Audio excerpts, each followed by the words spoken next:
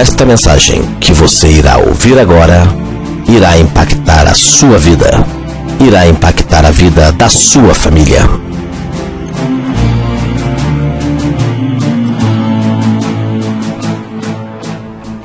Que a graça e a paz do nosso Senhor Jesus esteja em cada coração. Convido os amados irmãos a abrirem as vossas Bíblias no livro de 1 Reis, capítulo de número 13, versículo de número 16, 17 e 18. Essa mensagem tem como título Obedecer. Portanto, assim nos diz a palavra do Senhor.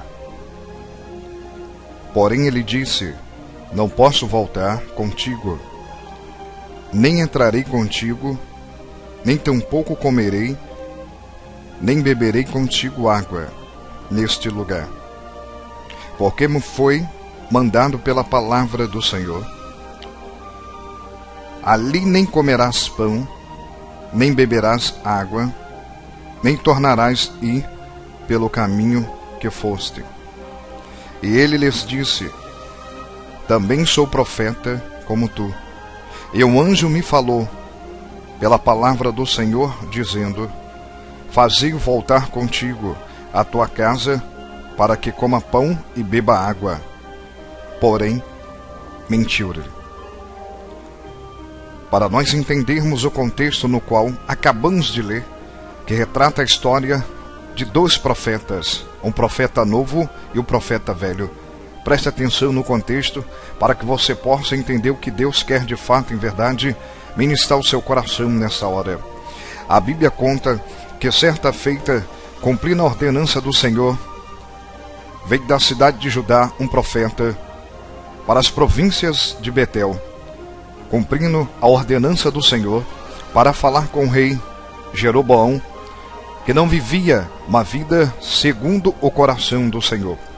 Segue-se a história, ao adentrar então em Betel, esse profeta que vinha das províncias de Judá, chega até o rei Jeroboão e diz que o altar dele, os incensos que ali estavam sendo oferecidos, os holocaustos, não estavam agradando o Deus do impossível. Então, ao falar isso com o rei Jeroboão se indignou, não gostou daquela profecia. E então, segundo a história, o rei Jeroboão estendeu a mão para a direção do profeta e disse para que pudessem então segurá-lo. Quando isso aconteceu, a mão do rei Jeroboão se mirrou, ela se encolheu, ela se aniquilou, diz a Sagrada Escritura. No mesmo instante, então, o rei Jeroboão vira para o profeta e fala: poxa, peça então ao teu Deus para que faça restabelecer a minha mão como dantes. E então o profeta ora ao Senhor para que a mão do rei Jeroboão viesse então ser como dantes. Eu começo aprendendo nessa história que mesmo vivendo uma vida promíscua, que era o caso do rei Jeroboão, o Deus do impossível sempre tem e sempre terá misericórdia daqueles que, de fato, em verdade, abriram o seu coração para ele. Quando o rei Jeroboão viu que aquele homem era um profeta, era um escolhido da parte do Senhor, e ele estendeu a mão e a mão mirrou, a mão encolheu, então o rei Jeroboão quebrantou-se o seu coração para buscar um refrigério para a sua alma, a cura para a sua enfermidade. E então Deus, com seu amor e benevolência e a sua infinita misericórdia, atende a oração do profeta e restabelece mais uma vez a mão que outrora estava mirrada do rei Jeroboão. Seguindo-se a história, diz a Bíblia que então o profeta profetiza sobre o altar e diz que daquela casa, daquele altar, não subsistiria mais nada, nem mais ninguém, apenas alguém da linhagem de Davi, cujo nome chamava-se Josias, que iria reinar naquele lugar e iria oferecer o holocausto que seria segundo o coração do Deus do impossível. Seguindo-se a história, após então profetizar, diz ainda o profeta que as cinzas cairiam sobre o altar e o altar iria se fendar, e assim aconteceu. Dando as costas então para cumprir a ordenança do Senhor, que disse: não comerás, não beberás, não voltarás pelo mesmo caminho. Segue então aquele profeta novo. Então o rei Jeroboão, grato, com aquela gratidão imensa no teu coração, chama então o profeta e fala: receba algo da parte minha para ti. E então o profeta diz: não comerei nada aqui, ainda que me desse metade do teu reinado, aleluias, não ficaria neste lugar, porque o meu Deus disse para eu não comer e não beber nada, e muito menos voltar pelo caminho da onde dantes eu viera. Seguindo então o caminho que o Senhor ordenara, a Bíblia fala que ele deparou então com uma outra pessoa, um outro personagem bíblico, cujo nome não se relata, mas subentende-se, e a Bíblia descreve ser o profeta velho. Encontrando então com o profeta velho, diz a palavra do Senhor que o profeta velho chega até o profeta novo e fala: és tu que vem de Judá? E ele fala: sim, sou eu. És tu o homem de Deus? E ele fala: sim, sou eu o homem de Deus. Portanto, eu também sou profeta como tu, e um anjo do Senhor me falou para que eu viesse até ti, ele chamasse para voltar comigo, para comer e beber água comigo. Eis, eu já abro parênteses para falar para você desse jeito. Como pode um Deus do impossível, que tem intimidade com seus filhos na terra, e eu já falo para você, minha irmã, já falo para você, meu irmão, Deus quer ter intimidade contigo, e quando ele tiver intimidade contigo, ei, não se preocupe, quem vai ser usado para falar com você, sabe por quê? Porque o próprio Deus, Alaseb Necomandará, descerá do céu e falará contigo. Quando Deus falava para o profeta novo: não comerás, não beberás, não voltarás pelo mesmo caminho, então Deus já tinha ordenado o caminho, o trajeto no qual ele queria que o profeta novo passasse. Ao encontrar-se então com o profeta velho, que disse que o anjo da parte do Senhor falou para ele voltar, comer pelo caminho de dantes ele viera, o coração dele se turbiou, se balançou, e então ele atendeu a petição do profeta velho. No versículo de número 18, somente a parte B diz: porém mentiu-lhe. Quando nós falamos porém mentiu-lhe, aprendemos que muitas das vezes homens e mulheres chegam até nós para fazer com que nós venhamos dispersar daquela ordenança que o Senhor houvera dado a mim, daquela ordenança que o Senhor houvera dado a ti, meu irmão, a ti, minha irmã. Quando isso acontece, muitos de nós esquecemos que temos intimidades com Deus, esquecemos que quando Deus fala conosco, não precisamos ouvir mais ninguém, apenas ouvir a voz do Senhor. E ele falou para o profeta novo: vai por esse caminho, não comas, não bebas e não volte no caminho que dantes havia passado. Mas o inesperado aconteceu. O profeta velho chega até ele, e eu já vou conjecturar agora. Eu imagino o profeta novo, cansado da viagem de Judá, das aflições do caminho, daquela permuta que fizera até chegar ao reinado de Jeroboão, na cidade de Betel. Cumprindo então a ordenança do Senhor até então, e segue o caminho, mas cansado, fadigado, talvez com fome, não é verdade? Com sede. Depara com alguém, e que esse alguém diz ser um profeta velho, diz ser o homem no qual ouvira o anjo do Senhor falar com ele, aleluias.